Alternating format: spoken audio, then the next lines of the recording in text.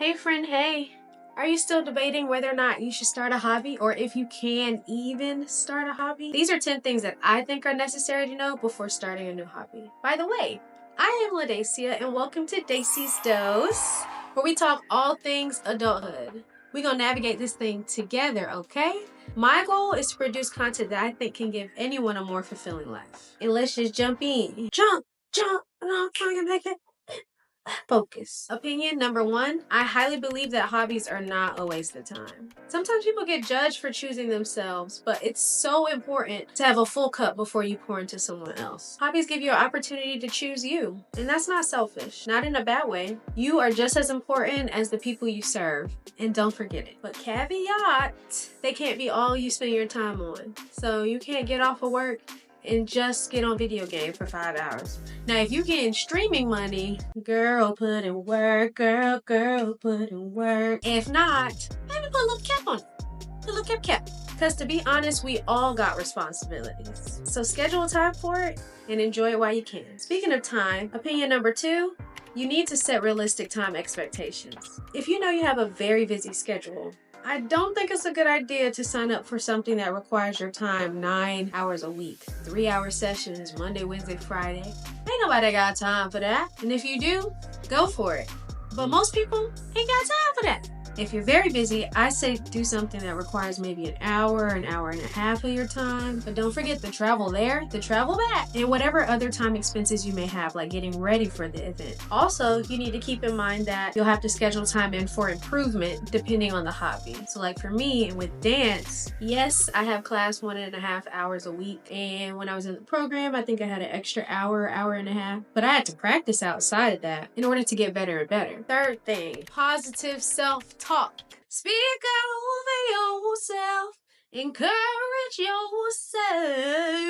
Encourage yourself when you're beginning and you're feeling like a newbie. And also, celebrate your progress because you're going to get better and better over time. You don't want to wait till you're an expert to be proud of all that you've done. Opinion number 4 is having the wisdom to know if you really dislike something or if you're just not good at it from the jump and you feel discouraged. The difference between you disliking something you just started and something just being harder than what you expected. If you tried something new and you didn't like it, really think deep about why you didn't enjoy it. Could it just be it was harder than you expected? Because you can learn to do it. It'll get easier. You'll get better at it. I wouldn't quit just because it didn't flow right in the beginning. Keep at it. Opinion number 5, you need to be open to critiques for improvement. Now, I think there are 2 categories of people that you should really consider in this.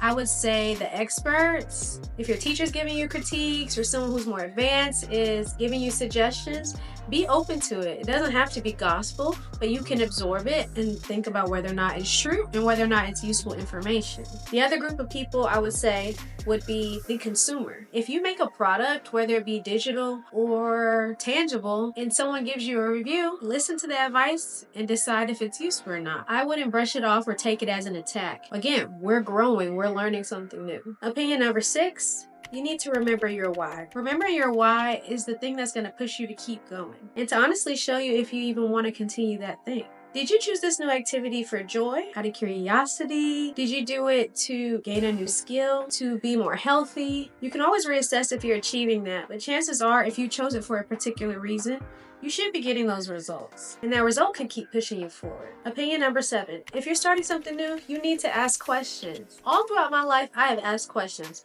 I've even asked questions to help other people in class improve because I knew where the miscommunication or the lack of understanding came from. And when I tell you asking questions has done nothing but improve my skills, help me grow, help me be confident in what I'm trying to do, ask questions and you won't regret it. If someone's judging you for asking a question, they can they can deal with their own personal problems. You gotta go out and get what you need in order for you to grow and for you to have a good time. Don't worry about what other people are doing. Walk in that vulnerability and you'll get the real prize out of the deal. Opinion number 8, you don't have to start a new hobby with the fanciest equipment. For the most part, it doesn't matter what new hobby you're doing. You can start it with minimal investment needed. Like for example, for dance, I bought some cheaper dance shoes until I was consistent, and then I bought the good brand of shoes. Or to start content creation, you don't need to go out and buy a camera. If anything, invest some money in some lighting, which doesn't have to be expensive, and like a phone stand. Some new hobbies you can start online for free 99. It's called youtube.com. Get on it. Oh, and while you own it, don't forget to follow me. That's right, hit the subscribe button right now. Start at home. Whether it's Pilates, cooking new recipes, starting a new dance class, learning techniques or terminology before you go, you can start at home for free. Yes, I danced as a child, but as an adult, I would learn routines on YouTube. And so instead of being fresh off of 10 years, I was more fresh off of 2 or 3 years. Opinion number 9, you need to show up as the comfortable version of you. And now I know most people will say confident version, and that may deter people from showing up. But when I say comfortable version, I mean show up in a way that you have minimal personal distractions. So, for example, don't show up to your first couple of workout classes without showering or cleaning up before. You're gonna be in your head like, oh, do I smell? Do I have an odor? You can minimize that distraction and that negative self-talk if you come in a comfortable, clean body. Or if you're taking a new class and you know your hair is not done. And I don't mean like bust down wig. I just mean it's like this. Just pull it back in a small ponytail so you'll be more comfortable and not worrying about what people think of you. Minimalizing the negative self-talk in here can help you focus on the new task at hand. In opinion number 10, my personal favorite, it is okay to be a beginner. And when you're starting something new, like a hobby, you're a beginner and that's okay. This is something that I struggle with a lot of my life, perfectionism. And prior to reading the book by Brene Brown, The Gifts of Imperfection, I really struggled to start new things. If it was something that I couldn't mentally process I could do, or I didn't think I could do it well from the jump, I wasn't interested. I didn't want to try to do it. And listening to her interview with Oprah and then reading the book just completely changed my life. The title literally says The Gifts of Imperfection, letting go of who you think you're supposed to be and embracing who you are. Your guide to a wholehearted life. This right here is a game changer. This book gives you 10 guideposts to work on in order to live a more wholehearted life. Guidepost 1 is cultivating authenticity and letting go of what people think. So you may have messy people who may talk about you when you're starting something new. If people are out there to judge you, let them. He might try to do something to me. Let him! Don't let them discourage you. You're doing something for yourself, okay? And you are worth your time. And trust, there are people who will talk all day and won't do nothing. And if they are doing something, they're in their own journey. They need to stay in their lane and you worry about yours. Letting go of what others think of you. And also let go of what you're thinking, because people probably aren't even thinking that hard about it. And guidepost number 2 is cultivating self-compassion.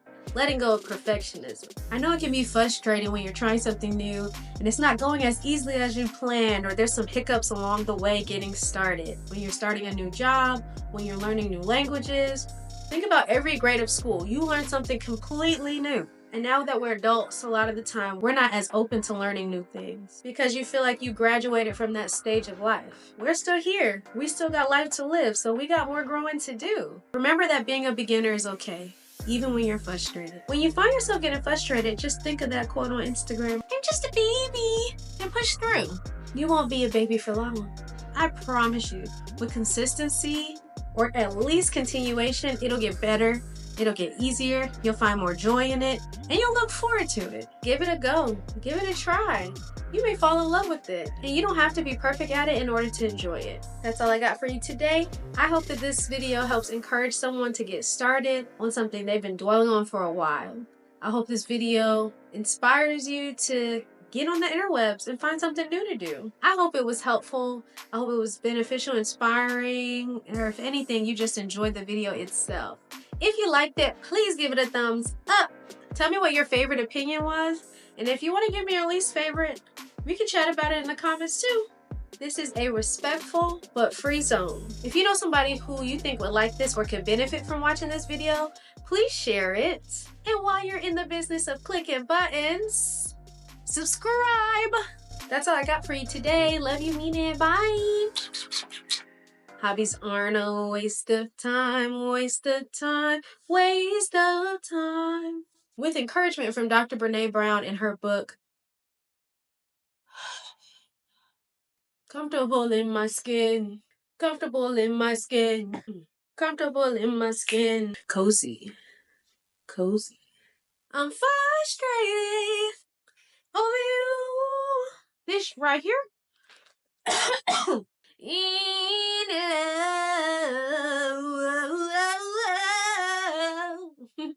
That's all, folks. Girl, no.